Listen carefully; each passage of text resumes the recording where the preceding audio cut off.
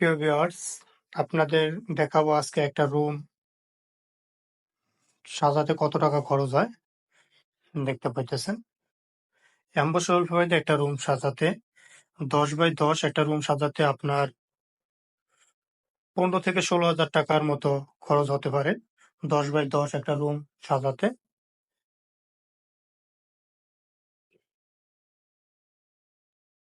আপনারা যদি একটা রুমে যদি রং করেন, এটা লাস্টিং করবে 15 বছর